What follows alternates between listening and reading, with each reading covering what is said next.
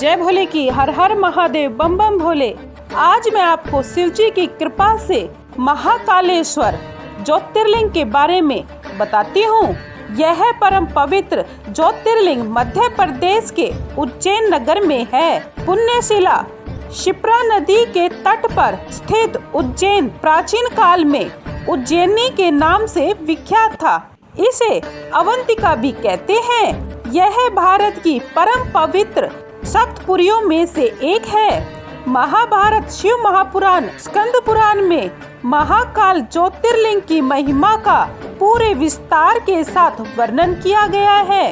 इस ज्योतिर्लिंग की कथा पुराणों में इस प्रकार वर्णित है, सुनिए। प्राचीन काल में उज्जैनी में राजा चंद्रसेन राज्य करते थे। वह परम शिव भक्त थे। एक दिन श्रीकर गोप बालक अपनी माँ के साथ उधर से गुजर रहा था। राजा के शिव पूजन देखकर उसे बहुत आश्चर्य हुआ। वह खुद भी उसी प्रकार की सामग्रियों से शिव पूजन करने के लिए ललायित हो उठा। सामग्री का साधन न जुट पाने पर लौटते समय उसने रास्ते से एक पत्थर का टुकड़ा उठा लिया। घर आकर उसी पत्थर को शिव रूप में स्थापित कर पुष्प चंदन आदि से परम श्रद्धा पूर्वक उसकी पूजा करने लगा। माता भोजन करने के लिए बुलाने आई, परंतु वह पूजा छोड़कर उठने के लिए किसी भी प्रकार से तैयार नहीं हुआ। अंत में माता ने झंझलाकर पत्थर का वह टुकड़ा उठाकर दूर फेंक दिया। इससे बहुत ही दुखी होकर वह बालक जोर जोर से भगवान शिव को पुकारता हुआ रोने लगा।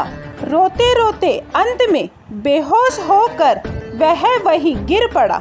बालक की अपने प्रति यह भक्ति और प्रेम देखकर भगवान शिव अत्यंत प्रसन्न हो गए। बालक ने जैसे ही होश में आकर अपने नेत्र खोले तो उसने देखा कि उनके सामने एक बहुत ही भव्य और अति विशाल स्वर्ण और रत्नों से बना हुआ मंदिर खड़ा है। उस मंदिर के अंदर एक बहुत ही प्रकाशपूर्ण तेजस्वी ज्योतिर्लिंग खड़ा है। बच्चा प्रसन्नता और आनंद से विभोर होकर भगवान शिव की स्तुति करने लगा। माता को जब यह समाचार मिला तब दौड़कर उसने अपने प्यारे लाल को गले से लगा लिया। पीछे राजा चंद्रसेन ने भी वहां पहुंचकर उस बच्चे की भक्ति और सिद्धि की बड़ी सराहना की। धीरे धीरे वहां बड़ी भीड़ जुट गई। इतने में उस स्थान पर हनुमान जी प्रकट हो गए। उन्होंने कहा, मनुष्यों, भगवान शंकर शीघ्र फल देने वाले देवताओं में सर्वप्रथम है। इस बालक की भक्ति से प्रसन्न होकर उन्होंने इसे ऐसा फल प्रदान किया है जो बड़े बड़े ऋषि मुनि करोड़ों जन्मों की तपस्या से भी प्राप्त नहीं कर पाते। इस गोप बालक की 8वीं पीढ़ी में धर्मात्मा नंद गोप का जन्म होगा। द्वापर युग में भगवान विष्णु कृष्ण अवतार लेकर उनके यहाँ तरह तरह की लीलाएं करेंगे। हनुमान जी इतना कहकर अंतर ध्यान हो गए। उस स्थान पर नियम से भगवान शिव की आराधना करते हुए अंत में श्री खरगोप और राजा चंद्रसेन शिव धाम को चले गए। महाकालेश्वर ज्योतिर्लिंग के विषय में एक और कहानी है, सुनिए। किसी समय अवंतिकापुरी में वेद पाठी तपोनिष्ठ एक अत्यंत तेजस्वी ब्राह्मण रहते थे।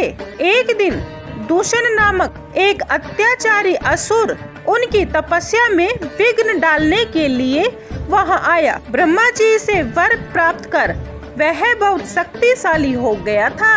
उसके अत्याचार से चारों ओर त्राही त्राही मची हुई थी। ब्राह्मण को कष्ट में पड़ा देखकर प्राणी मात्र का कल्याण करने वाले भगवान शंकर वहां प्रकट हो गए। उन्होंने एक हुंकार मात्र से उस दारुण अत्याचारी दानव को वहीं जलाकर भस्म कर दिया। भगवान वहां हुंकार सहित प्रकट हुए, इसीलिए उनका नाम महाकाल पड़ गया। इसीलिए परम पवित्र ज्योतिर्लिंग को महाकाल के नाम से जाना जाता है। महाकालेश्वर के दर्शन से मनुष्य भय मुक्त हो जाता है। बोलिए जय भोले की हर हर महादेव, बम बम भोले। अकाल मृत्यु वो मरे जो काम करे चंडाल का, काल भी उसका क्या बिगाड़े जो भक्त हो महाकाल का।